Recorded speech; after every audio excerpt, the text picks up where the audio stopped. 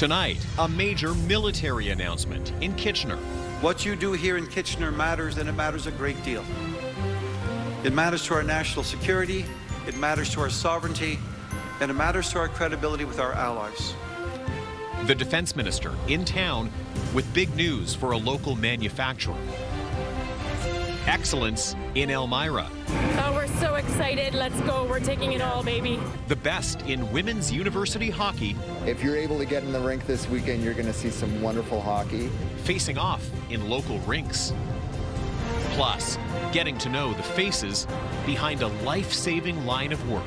So they can just have these positive interactions and feel comfortable with our community helpers. A chance to get up close and personal with Waterloo Region's first responders.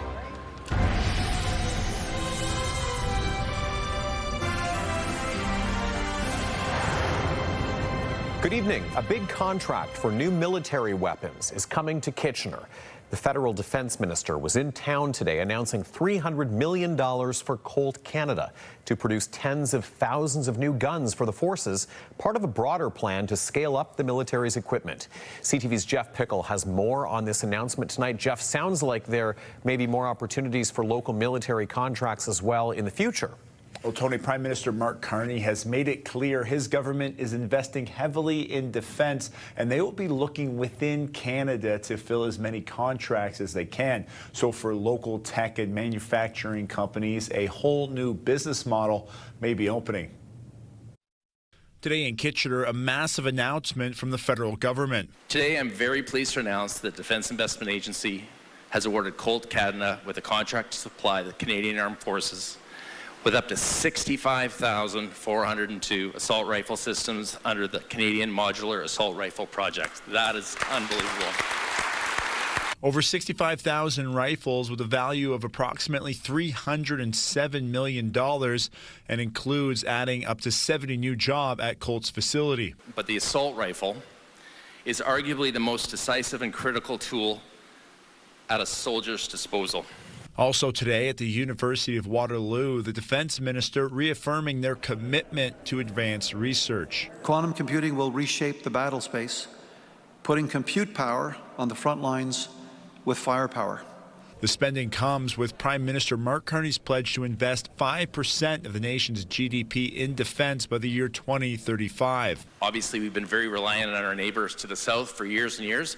We'll still work with that neighbor, but we need to be much more resilient and less reliant than we were in the past. The Defense Ministry says the checkbook is open and Canadian companies are first in line. We're sending a clear and consistent signal to the private sector. To large firms, yes, but to small and medium-sized businesses everywhere, that Canada is open for defense business. Business leaders in Waterloo Region welcome the opportunity. You know, I've never seen anything like this before, so it's really important time for us to essentially up our game and be part of the solution to, to what Canada needs at this moment. Tech startup hub, the Accelerator Center, says the shift to defense is already happening. They want innovators and entrepreneurs to start thinking about defense and start thinking about how their technology might have a dual-use application. They've started a website, dualusetech.ca, to help create new ideas. They've found each other, and they've found they didn't even realize that there were two companies doing work in the Arctic here in the region, that they can connect and combine their solutions. With money to be made, the tech capital of Canada could be a big winner in Canada's quest to rearm. Now, the term dual use was used often today. The Defense Ministry asking companies that develop technologies for civilian use that there is also a military or defense function and how that could lead to more opportunities. Tony? Okay, Jeff, thank you. CTV's Jeff Pickle with that major military announcement today. Well, time for a check on the weather. Let's head over to Ashley Bacon in studio for all the details. In the ongoing tug of war between spring and winter, spring felt like it had a little bit of an edge today. And on the last day of winter, nonetheless. Tony. I mean, we've made it. We've talked about it for so many months. We've had a countdown, but we made it. Today is officially the last day of winter. And as you said, it wasn't so bad. Not a bad way to start thinking about spring. Unfortunately, we've got to get through a little bit of a system for the start of spring. Let's get right to it. Looking at our boards from Environment Canada, there is a yellow warning out for freezing rain.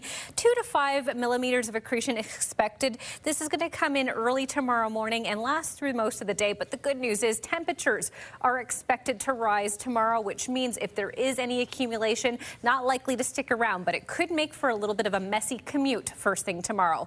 What we're looking at right now in Waterloo region, very comfortable, 4 degrees, a light wind, 19 kilometers an hour, not too bad. It is feeling a little cooler with the wind chill, right around that freezing mark already. And if we just take a quick look at our radar now, you can see not a lot going on, but we're starting to get a few spotty bits of precipitation coming through. So that will start to roll out over the midnight hours, Tony. But what will your weekend look like and that first weekend of spring? I'll have those details with your full weather forecast coming up. Okay, Ash, thank you. We'll talk to you shortly. A violent home invasion in Milton has Halton Regional Police searching for several suspects tonight. Police say 5 men forced their way into a home in the Roseway and Wellwood Terrace area early yesterday morning. Police say they assaulted a woman who confronted them. She suffered minor injuries. The group stole money and designer clothing from the home before leaving. Police asking anyone with information to come forward. And police are urging people to be on the lookout as the result of a taxi scam that's been on the rise in Ottawa. Criminals are posing as both taxi drivers and passengers to distract victims in an effort to get access to their bank accounts. With that story from Ottawa, here's CTV's Leah LaRocque. Watch the top corner of your screen. An individual walks up to a Capital taxi van that's parked at Coventry Connections headquarters, ripping off the roof plate and taking off. This particular occasion, this particular individual was quite bold to come in the yard and steal one of the roof signs. Police say the individual is a suspect in the latest taxi scam operation to hit the Capital. The last few days, it's been outside the universities, Carleton and Ottawa U. There's been 3 cases just around the university getting young students.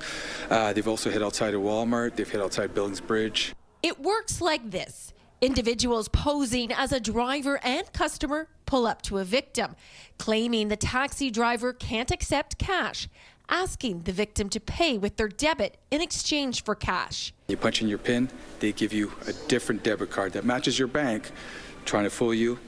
Once you leave, they go right to a bank and start withdrawing money. Draining bank accounts within moments.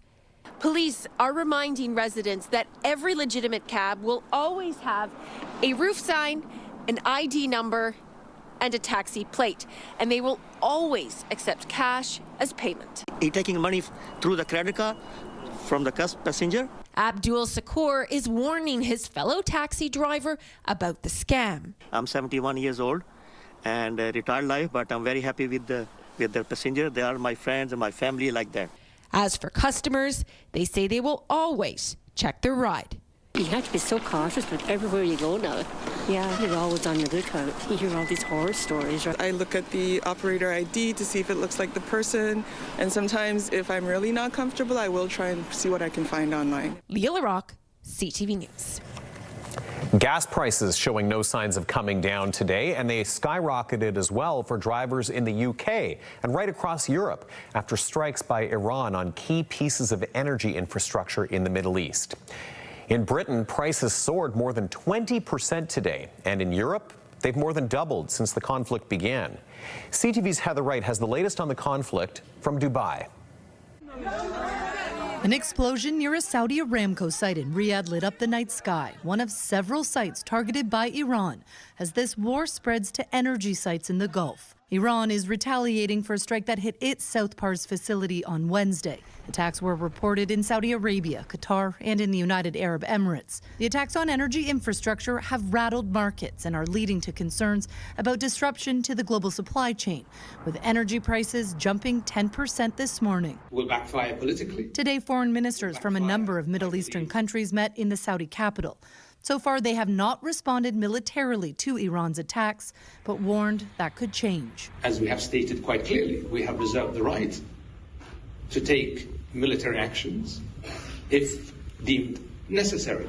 Here in Dubai, warning alarms go off daily, with the vast majority of missile and drone attacks successfully intercepted. Work at construction sites continues, and there is little mention of what is generally referred to as the current situation. We're here in the spice souk, which is normally pretty busy, and it's relatively quiet today, partially due to Ramadan, but also the government has asked people to work from home, and school has moved online. As Ramadan ends, all outdoor prayers for Eid al-Fitr have moved inside for safety, many bracing for what could be a lengthy conflict. This war has really gone from a short, sharp Venezuelan in and out to it could be this decade's version of a quagmire for the United States, again, just a la Iraq, Afghanistan, but this one's actually got more impacts because it's economic. In Lebanon, Israel stepped up its attacks on Beirut as it expanded its ground invasion against Hezbollah, the Iran-backed militant group that operates out of the southern part of the country. Lebanon says the death toll has now climbed past 1,000, with an estimated 1 million people internally displaced. Today, Lebanon's prime minister said his country did not want this war and is asking for negotiations with Israel to end it. As countries grapple with skyrocketing energy prices, there are also concerns this conflict could soon impact the global supply chain. Aid groups are already sounding the alarm about vital relief unable to get to countries like Afghanistan and Sudan. Heather Wright, CTV News, Dubai. And the new attacks on oil and gas facilities in the Middle East are raising major concerns in financial markets. U.S. President Donald Trump, although, insists his excursion, as he calls it, will be over soon.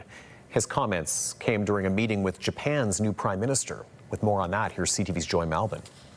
It's an honor to have you. Thank you very much. Japan's new prime minister walking a fine line with this president, the pacifist nation condemning Iran and its pursuit of a nuclear weapon. Only you, Donald, who can achieve peace across the world. But like other allies, reluctant to jump into the president's war, offering economic support instead of warships. Trump is still bitter with NATO nations who rejected his initial call for military support to secure the Strait of Hormuz, a critical oil supply route blocked by Iran. I expect Japan to step up because, we have that kind of relationship. I'm not surprised that they would step up. We don't need much. We don't need anything. And with more attacks on oil and gas facilities in the Middle East, rattling energy markets, and fast becoming a global crisis, the Trump administration says it plans to remove U.S. sanctions on Iranian oil stranded on ships. Trump was pressed, though, on why he didn't inform allies first before going to war. We didn't tell anybody about it because we wanted surprise. Who knows better about surprise than Japan? Okay? Why didn't you tell me about Pearl Harbor? Okay? The president facing political pushback as the price tag mounts, and the Pentagon now asking for another $200 billion to fund this war. As far as $200 billion, I think that number could move, obviously. It takes money to kill bad guys. And that's raising eyebrows in Congress. How long is this going on? Are there going to be boots on the ground? How much is this going to cost? And the answer on most of this is, I don't know. Hoping to reassure Americans, the president claims his operation in Iran will be over pretty soon, saying that he has no plans to deploy ground troops at this time. Joy Malvin, CTV News, Washington. Overhauling Ontario's medical record system. Coming up, the province signals it is ready to pursue a new plan for a digital system, more than 2 decades after the scandal-plagued e-health project. Well, with a freezing rain warning issued for Waterloo region, we're in for a messy mix to start off spring. But what will the weekend look like? It's shaping up quite nice. Those details are coming up. Stay with us. Download the CTV News app and stay on top of local stories as they unfold. We go to a dramatic scene unfolding. Customize your feed and watch live wherever you are. CTVKitchener.ca, your home for news.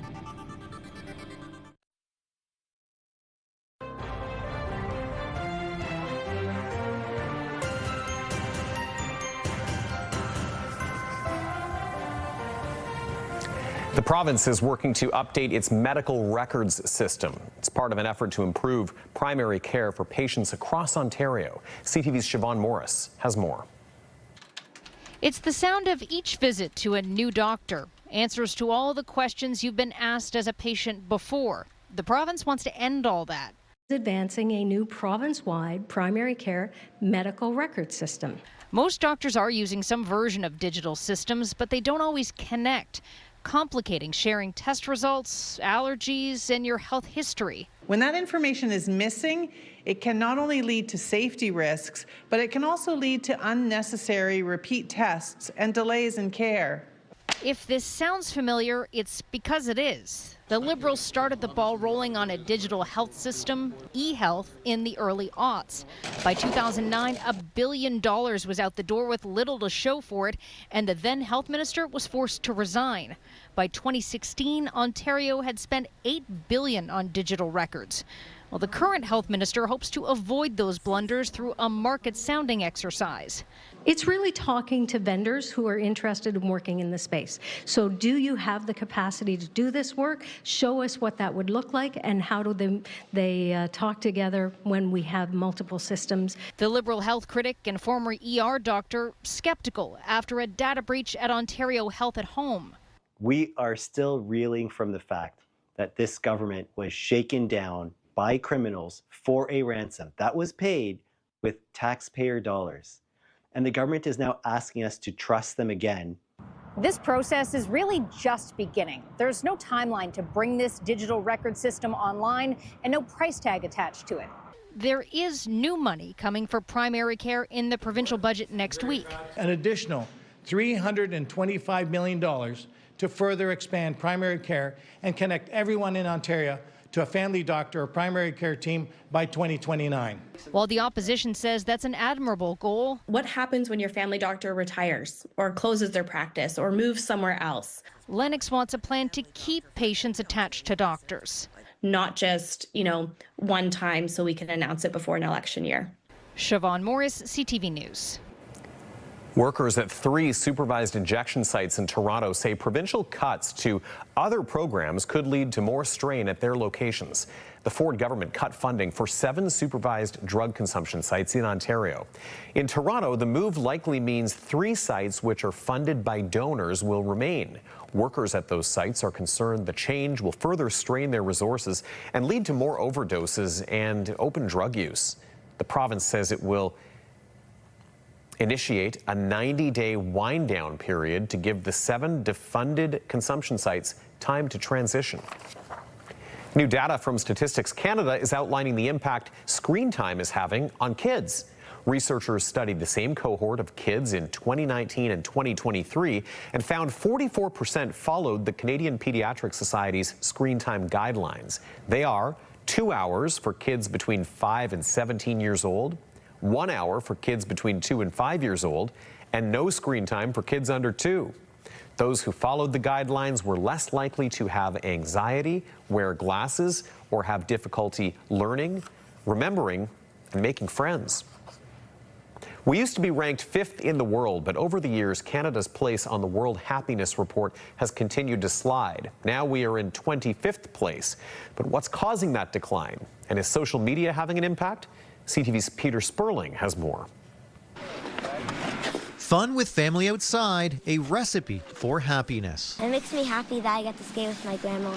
10-year-old Baron choosing skating over screen time. It's really fun that I get to go outside and I'm not staying inside playing video games because it gets boring after a while. Researchers are looking at whether heavy social media use among youth is impacting well-being, as Canada's ranking on the World Happiness Report continues to decline. So the reason why we see Canada and North America more generally slip down the ranking is in fact mostly driven by the drop in youth well-being. Canada slipped to 25th place after coming in 18th last year, finishing behind the 23rd ranked United States. And this is also the focus of this year's report, where we look into the role that social media might be playing in that decline. It's 10 hours and 10 minutes.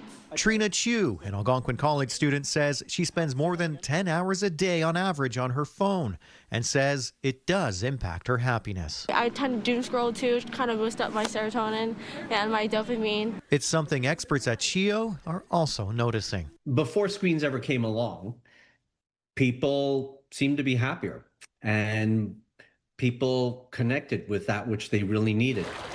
But if Canada's in 25th place for happiness, who is in first? So I'm from Finland, and we're the first in the world. The report finds Finland is the happiest country in the world. There are more saunas in Finland than cars. I think the foundation of our happiness is built on strong social systems, but also on the culture of well-being. A ranking not surprising for some. Those Nordic countries, they have a style of living, they're happy. Finland, I could see that too. But yeah, I think we should have been a lot higher. Peter Sperling, CTV News. A live look outside at a very, very cloudy Thursday evening. Downtown Kitchener, in this live shot, a little bit milder today. That was the takeaway. I think a lot of people noticed that temperature difference, especially after the snow and colder air last night. Spring winning the tug of war again one day before the season starts. Ashley's back with our forecast in just a moment. Also coming up, the next installment of Cocaine Suitcases, a W5 investigation on Canadians, including some from Waterloo region, who've been lured into a life of international crime. But next, the RCMP commissioner says there's no evidence to suggest Indian government interference in Canada.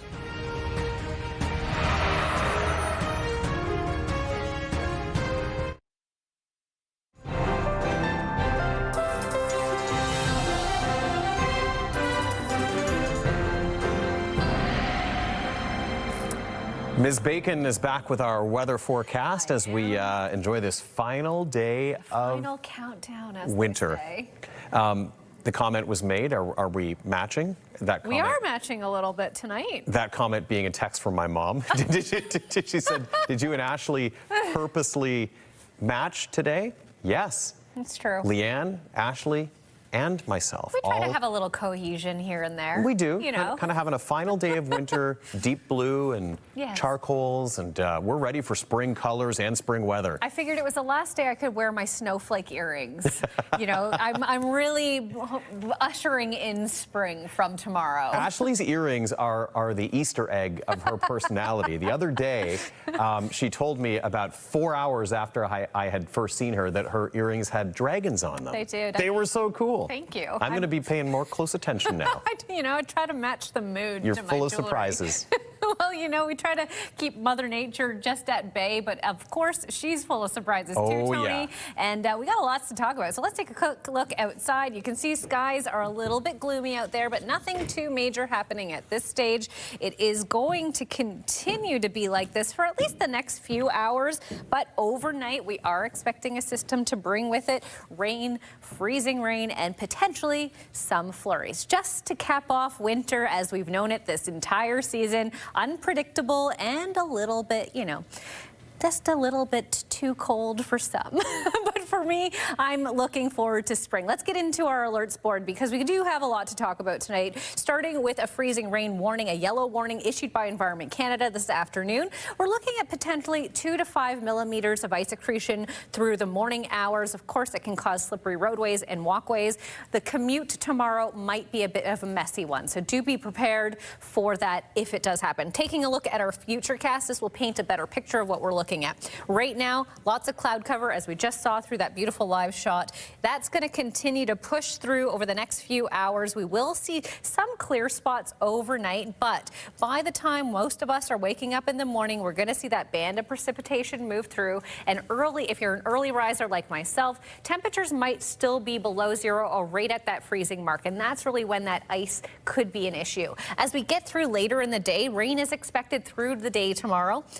Temperatures are going to rise to around 9 degrees. So we are looking at that switching over, but it can be quite heavy rain at times possible. So do be prepared. Make sure you have an umbrella handy with you. And by Saturday, though, the cloud cover rather is going to return. So it's not going to be too long of a system, pretty much just for Friday.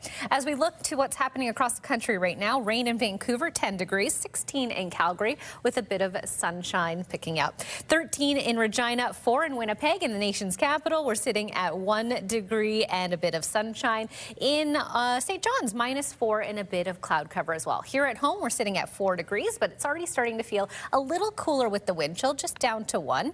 Overnight, we aren't dipping too far down, just to -2, with that freezing rain expected to come through in the early hours. As we look at tomorrow, as mentioned, around 9 degrees is our expected high. So even though it's raining, I think it's safe to say that's a nice start to spring. Taking a look at our 7-day forecast, starting in Waterloo Region, check out Saturday. Now that is what I'm talking about for a start to spring. A mix of sun and cloud, and some about 8 degrees as our daytime high. Some showers are expected for Sunday, but let's just keep focus on Saturday for now, shall we? In Lambton, Kent, Essex, down in the Windsor area, you're going to see some really nice temperatures. 15 for Friday, 11 for Saturday, and potentially reaching all the way up to 18 on Sunday. And lastly, in southern Georgian Bay, similar there, mix of sun and cloud for your Saturday, high of 8 degrees, dipping back down to 3 for Sunday. Okay, let's take a look at today's Weather Watcher photo.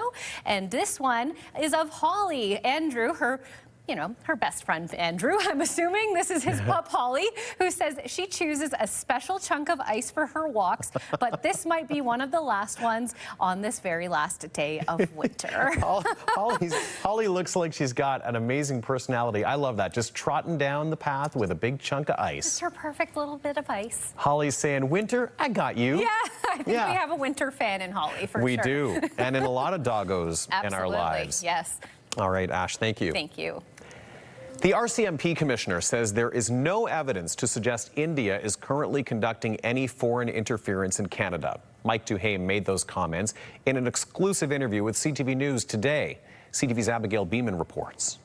The drumbeat of foreign interference followed the Prime Minister during his trip to India, where he touted billions of dollars in deals with the country and invited Prime Minister Narendra Modi to Canada.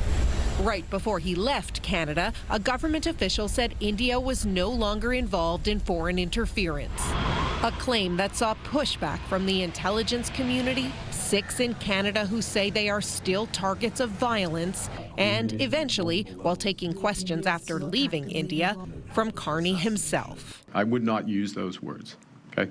Now, in an exclusive interview on CTV's Power Play, the RCMP commissioner backs up the original comments. In the files that we have that involves transnational repression, we're not seeing any connection right now with any foreign entity. So, based on the criminal information, the investigation that we have presently. Mike Duhaime told Vashi Kapelos more than once there currently is not evidence of transnational repression by the Indian government in Canada. We have people that are intimidating people, harassing people, but connecting the dots to a foreign entity, regardless of the country, we don't have that. While India's High Commissioner to Canada told us in Mumbai it was never happening in the first place. I've been telling from the very beginning, it's a problem Canada has to resolve itself.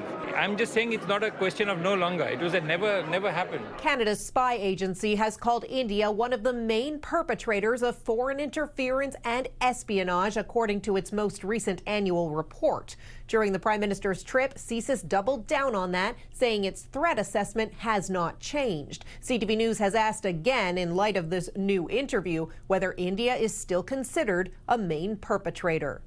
Abigail Beeman, CTV News, Ottawa. As he wraps up a U.S. tour, Conservative leader Pierre Poilievre has made an appearance on the controversial but highly popular podcast hosted by Joe Rogan. The two men talked at length about major Canadian political storylines, from the Freedom Convoy and Alberta separation to the impact of U.S. tariffs. CTV's Rachel Aiello has more. To get you into the Prime Minister. Absolutely. Conservative leader Pierre Poilievre taking a bite out of the Big Apple. It's great to be in the United States of America. Americans love Canada. That's the great news that I take away from this trip. Before New York, Poilievre met politicians and executives in Austin, Texas, and also sat down with popular but divisive podcast host Joe Rogan for more than 2 hours to talk up Canada. So there's a narrative in America. And the narrative is that you were about to win and your party was about to win, but then Trump came along and said he was going to turn Canada into the 51st state, and everybody went crazy. Is that accurate? I wouldn't say they went crazy. So we're never going to be the 51st state. And I just wish he'd knock that off so that we can get back to talking about the things that we can do. The Joe Rogan Experience is one of the most listened to podcasts globally, with an average 11 million listeners per episode. And Poilievre sought to leverage that audience, while confirming he hasn't talked to U.S. President Donald Trump about the trade war. I've said, listen, I'll leave it to the Prime Minister to do the negotiating. And I've said I'll support him any way I can. Even in my visit down here, I'm sending him text messages to tell him what's going on. Rogan has been criticized for platforming polarizing figures and spreading misinformation. He had invited Poilievre to come on during the last election, but the Conservative leader declined. Now, the party says the podcast is an ideal platform to reach more potential voters, but also speak to Americans. And we had a great conversation. We need to harness the goodwill of the American people, and what better place to do it than on the biggest podcast in the world. Tonight, Poilievre will further outline his vision for Canada-U.S. relations in a keynote speech at the Foreign Policy Association in New York. Rachel Aiello, CTV News, Ottawa. A reality check on changing travel plans. Coming up, instability politically and financially affecting the plans of Canadians heading south.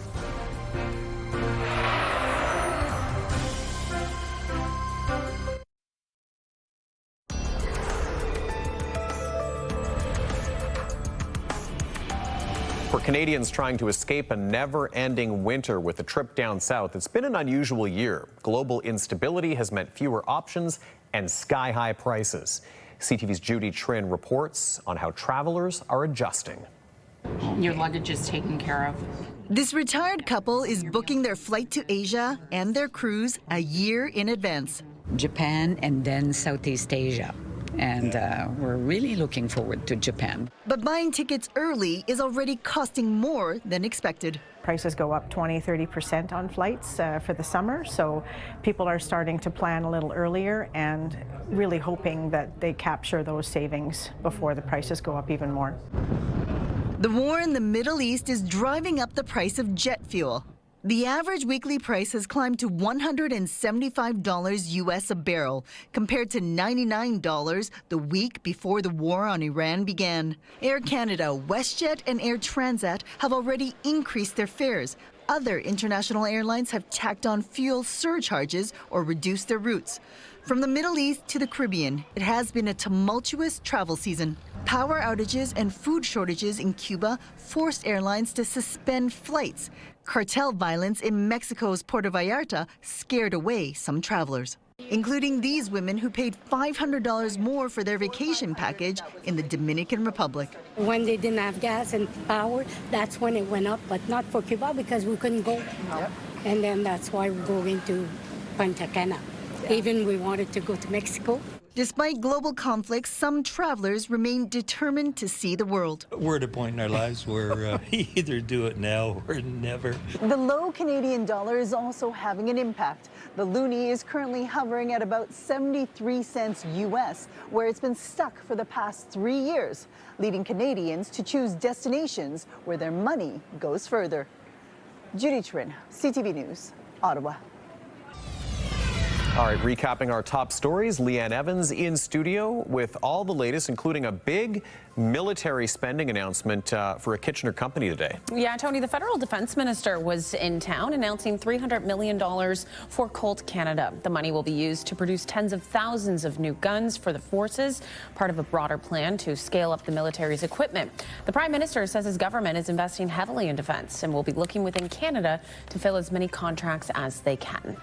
A violent home invasion in Milton has halted regional police searching for several suspects. Police say 5 men forced their way into a home yesterday morning and assaulted a woman who confronted them. She suffered minor injuries. The group stole money and designer clothing from the home before leaving. Police are asking anyone with information to come forward. And from Milton to Hamilton, where we are keeping our eyes on a big announcement for hockey fans. Yeah, exactly. The New York Islanders AHL affiliate team, the Bridgeport Islanders, have some plans to relocate from Connecticut to Hamilton. It still needs the final stamp of approval from the AHL's Board of Governors, but if all goes according to plan, the team will play out of the TD Coliseum. You can read all of this story on our website, ctvnewskitchener.ca, or scan the QR code, download our CTV News app. But some exciting stuff in the works there. Yeah, and you know, one can't help but think of the positive news for Brantford potentially in terms of the long-term situation with the Bulldogs. Exactly. If this happens. It all goes hand in hand. Some shuffling that could all be related here. We'll see. Thanks, Leanne. Thank you. And we're going to stay on the topic of hockey because the best women's university hockey players are in Elmira for the second year in a row. The Waterloo Warriors are hosting the U Sports Women's Hockey Championship this week. Both Guelph and Waterloo vying to be crowned national champions as Elmira goes into the hockey spotlight. Here's CTV's Colton Weens. Elmira, the center of women's hockey excellence this week, as the University of Waterloo hosts the U Sports Women's National Hockey Championship for the second year in a row. We were able to fill this rink and quite an exciting barn for some women's hockey last year, and we expect the same thing this year. I've only been here for 20 minutes, but so far so good. You know, it'll be a lot better when we win today. So we got here early this morning, took a red eye out of Calgary. Pretty excited. It's first time our daughter's made it to nationals, so we're really excited for her. Last year, Waterloo fell to Bishop's University in front of a sold-out crowd in the gold medal game. The Warriors say knowing they would host again, they focused on improving the experience for fans. A different challenge with being March break, so we've adjusted that to really embrace the community and the opportunities for families. So we're doing lots of community skates this week, but expect we'll get the same from this community, which is they're passionate about hockey, they embrace women's hockey. National championships typically move to a new venue each year, but U Sports says bringing it back to Elmira allowed for momentum to build in the community over the year. Nationwide, our support for our women's sports and youth sports has been increasing annually, and you know, one of the benefits of hosting in the regional Waterloo 2 years in a row is obviously the interest and the attention and the awareness of the fantastic athletes that we have on the ice this year. Half the teams are returning from last year. The universities of British Columbia, New Brunswick, and Waterloo, along with Concordia University, are all back, while Guelph, Ottawa, Montreal, and Manitoba make up the rest. Our female student athletes in this country are getting the recognition they deserve. The tournament jumps right into elimination play with the quarterfinals today and Friday. Oh, we're so excited. Let's go. We're taking it all, baby. At the beginning of the year, everyone counted us out, but you never count us out. So lots of hockey to be watched in Elmira this week. Anyone wanting to come to the games can purchase tickets online or here at the venue. The semifinal matchups will go on Saturday, and then the bronze medal game and the gold medal championship final game will be on Sunday. And a heads up to anyone wanting to attend the gold medal game, last year's game was a sellout. Colton Weens, CTV News, Elmira. Probably will be again this year as well. Well, later on CTV News, face-to-face with first responders, local kids get to meet some of the everyday heroes in Waterloo Region.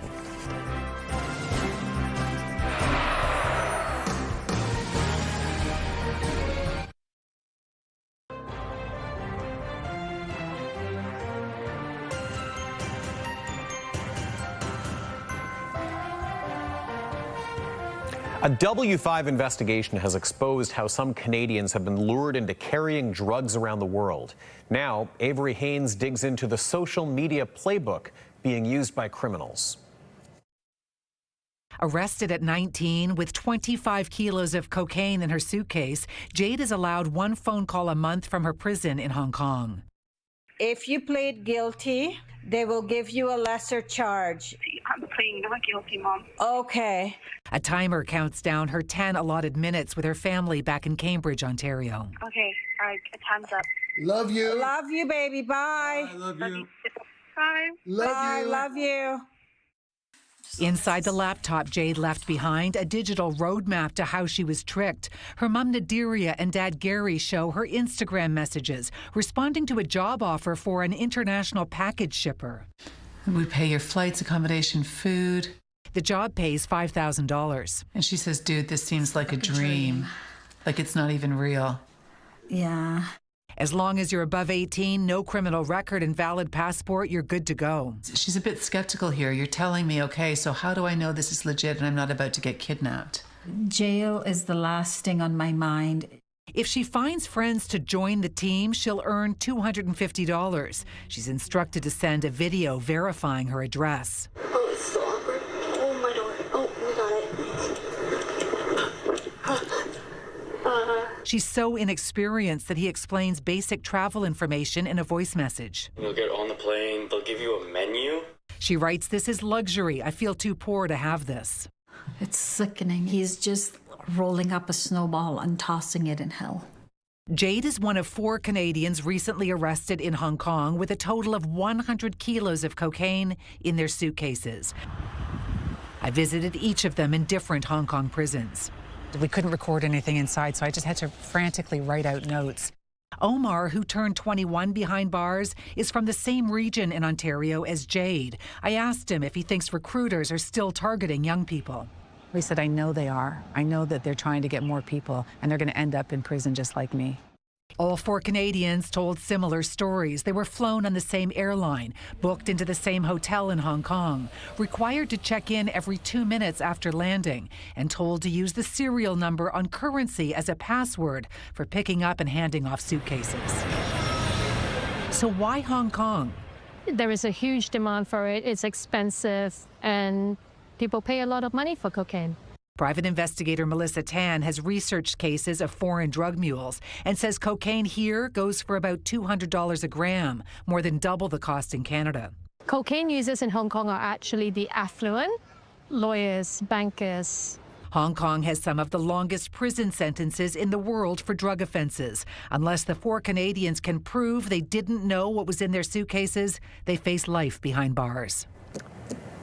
Some great reporting again from Avery Haynes, and tonight Avery looks to track down the Canadian recruiters. Don't miss that tonight on CTV National News at 11. Well, more news in a moment. First, over to Ashley. Well, with a freezing rain warning in effect for Waterloo Region tomorrow, we're in for a messy start to spring. How will it all shape up for the day? Those details just ahead. Start your night off with E-Talk at 7, followed by The Big Bang Theory. Then Next Level Chef at 8, followed by 911 Nashville at 9, and cap your night off with Grey's Anatomy at 10.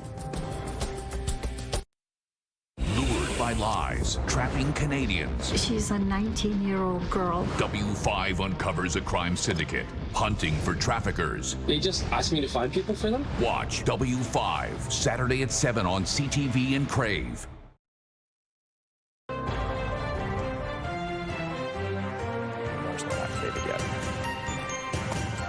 Okay, time to check in with Leanne now for a look at what we're going to be watching for later tonight. Leanne. Well, Tony, as we heard earlier in the show, the Youth Sports Women's National Championship is underway in Elmira.